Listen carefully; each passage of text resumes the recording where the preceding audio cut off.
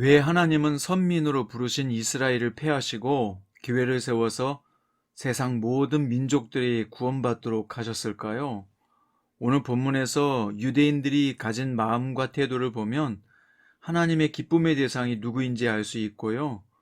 오늘 말씀에서 예수님은 99과 길 잃은 한 마리 양이 누구인지를 가르쳐주고 계십니다. 오늘은 누가복음 15장 1절부터 10절이고요. 그 중에서 4절부터 7절까지 읽겠습니다. 뇌 중에 어떤 사람이 양 100마리가 있는데 그 중에 하나를 잃으면 99마리를 들에 두고 그 잃은 것을 찾아내기까지 찾아다니지 아니하겠느냐? 또 찾아낸즉 즐거워 어깨에 메고 집에 와서 그 벗과 이웃을 불러 모으고 말하되 나와 함께 즐기자. 나의 잃은 양을 찾아내었노라 하리라. 내가 너희에게 이르노니 이와 같이 죄인 한 사람이 회개하면 하늘에서는 회개할 것이 없는 의인 99으로 말미암아 기뻐하는 것보다 더하리라. 아멘.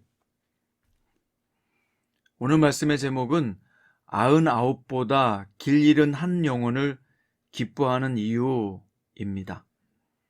오늘 예수님 주변으로 사람들이 모여들었는데요. 모든 세리와 죄인들이었습니다. 원래 세리와 죄인들은 유대인들에게는 매우 부정하게 여겨진 죄인들입니다.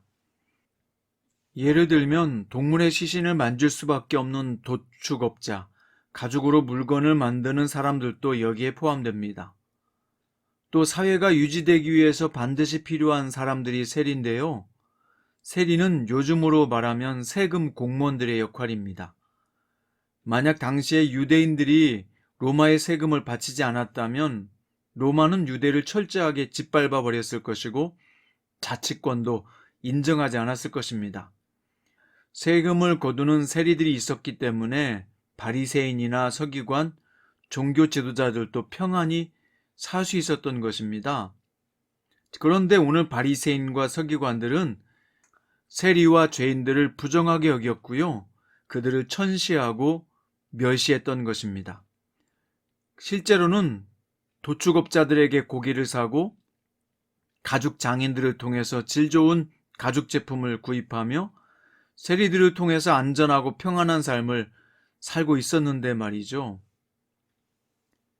바리새인과 서기관들의 눈에는 세리와 죄인들은 사실상 존재감이 1도 안 되는 사람들이에요. 그들 부리쯤은 없어져도 좋다고 생각했단 말입니다. 그들 때문에 혜택을 보고 편안하게 살면서도 말이죠. 하지만 예수님은 목자라면 한 마리 양을 잃었을 때 어떻게든 찾아다닌다고 말씀하심으로써 그들의 고정관념을 깨트리십니다. 또 그 양을 찾는 것으로 끝나지 않고 벗과 이웃을 모아서 함께 즐거워한다고 말씀하셨어요. 지금 길을 잃어버린 한 마리 양을 찾는 목자의 심정은 아랑곳하지 않습니다. 그래서 도리어 비난하는 사람들, 즉 바리새인과 사두개인들에게 예수님은 이 비유를 말씀하게 된 겁니다. 예수님은 세리와 죄인들이 죄가 없다거나 더 의로운 사람들이라고 칭찬하진 않았어요. 근데 이 비유의 핵심은 회개할 것이 없다고 느끼는 99명보다 회개하고 하나님께로 돌아가길 원하는 한 사람을 기뻐하시는 하나님이라고 말씀하십니다. 그래서 7절에서 이와 같이 죄인 한 사람이 회개하면 하늘에서는 회개할 것이 없는 의인 99으로 말미암아 기뻐하는 것보다 더하리라 라고 말씀하신 겁니다. 그러니까 여기 99은 자신이 의롭다고 여기고 하나님의 사랑을 받는 것은 당연하고 자신은 회개할 것이 없다고 생각하는 사람들이죠.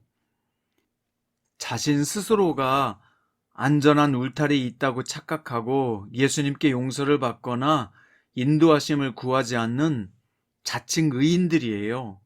그래서 이 99을 예수 믿고 구원받은 사람이라고 해석하면 무리가 된다는 말입니다.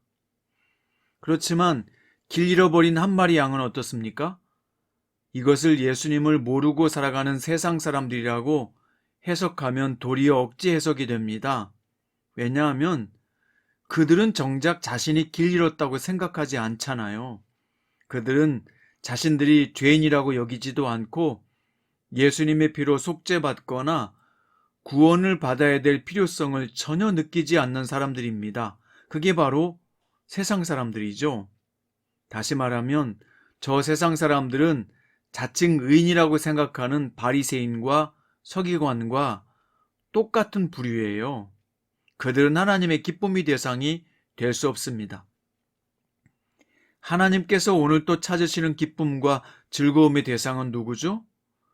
자신이 길을 잃었음을 알고 목자 되신 주님을 간절히 찾고 구하는 존재예요. 그게 누굽니까? 이 사람이 누군가에 대해서 예수님은 마태복음 5장에서 잘 말씀해 주셨어요. 심령이 가난한 자요, 애통하는 자요, 의에 줄이고 목마른 자요, 의를 위해서 박해를 받고 싶어하는 자입니다. 예수님이 오신 이유는 자칭 의인이 아니라 자칭 건강하다고 생각하는 자가 아니라 자신이 죄인이며 병든 영혼임을 알고 구원받기 원하는 사람들을 위해서 오셨잖아요. 또 요한복음 4장에 보면 하나님이 찾으시는 사람은 누굽니까? 아버지께서는 자기에게 예배하는 자들을 찾으시느니라. 그래서 오늘 본문 여기에서 길 잃어버린 자란 하나님께 관심도 없는 세상 사람들이 아니라 자신의 부패한 영적 상태와 연약함의 상태를 알고 간절히 목자 되신 예수님의 도우심을 구하는 자들이죠. 디모데전서 2장 4절에 보면 하나님은 모든 사람이 구원을 받으며 진리를 아는 데 이르기를 원하시느니라고 했습니다. 그런데 하나님의 기쁨의 대상은 누굴까요? 세상에서 잘 나가는 하나님이 필요 없는 사람이 아니라 스스로 의인이라고 착각하고 남을 정죄하고 비판하는 그런 부류가 아니라 자신의 연약함을 알고 주님께 엎드려 은총을 구하는 심령이 가난한 사람이에요.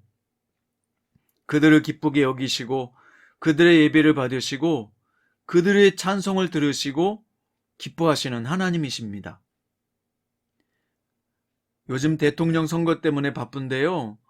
하나님은 요즘 대통령 선거를 위해서 모여든 수많은 군중들보다 소수이더라도 주님을 찾으며 예배하는 자들을 발견하시고 그들을 더 기뻐하십니다. 창세기에 보면 소돔성이 멸망하지 말아야 될 이유는 수많은 범죄자들 때문이 아니라 그 성 안에 있는 의인들 때문이었어요. 이 의인들은 죄가 없는 의인이 아니라 하나님을 경외하고 그분의 은총을 바라는 사람들이죠. 그런데 그 10명이 없어서 소돔성을 멸망시킨 것입니다. 내일 본문에서도 나오겠지만 탕자가 돌아와 아버지가 기쁜 이유가 뭐죠? 아들이 집으로 돌아온 것이 기쁜 것이 아니라 아버지의 도움과 은총을 바라고 돌아왔기 때문이잖아요. 집으로 돌아오긴 했는데 여전히 마음은 첫째 아들처럼 뻣뻣하게 태도를 갖고 그런 마음으로 돌아왔다면 아버지가 얼싸안고 기뻐했겠어요? 그러니까 하나님의 기쁨의 대상은 길 잃어버린 영혼입니다. 예수님께서 찾아서 어깨에 메고 즐거이 와서 이웃 사람들을 초청해서 함께 기쁨을 나눌 수 있는 대상은 바로 길 잃어버린 영혼이에요.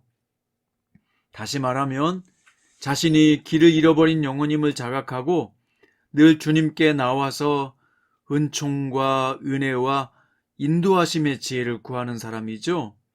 오늘도 세상의 지식보다 먼저 하나님의 말씀을 통해서 은혜를 받고 그 말씀을 통해서 길을 찾기 원하는 사람, 자신의 연약함을 알기 때문에 예수님께 지혜를 구하고 기도하며 인도하심을 구하는 사람, 바로 그 사람이 하나님의 기뻐하는 대상이요 하나님이 즐거워하는 심령인 것입니다. 오늘 여러분은 길 잃어버린 한 영혼으로서 주님께 은총을 구하는 사람이 되시기 바랍니다. 그리고 그 주님의 은혜를 구하고 주님께 발견되는 것을 사모하며 또 주님께 발견되어서 주님의 즐거움과 기쁨이 될 수 있는 참된 성도가 되기를 바랍니다. 기도드리겠습니다. 사랑하는 주님, 우리는 길 잃어버린 영혼과 같은 존재임을 믿습니다. 그래서 오늘 또 주님의 도우심과 인도하심을 구하며 살아갑니다. 저희는 연약합니다. 부족하고 미련하고 죄가 많으며 목자 되신 주님이 없으면 제대로 인생을 살아갈 수 없다고 믿는 사람들입니다. 저희 이 영혼들을 주께서 발견해 주시고 주님의 찾는 대상이 되게 하시며 주님의 기쁨의 대상으로 오늘 또 이 하루를 살게 하여 주옵소서.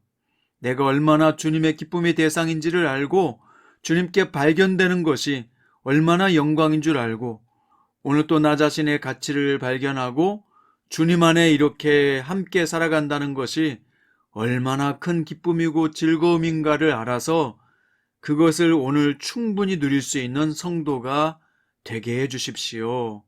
예수님의 이름으로 기도드립니다.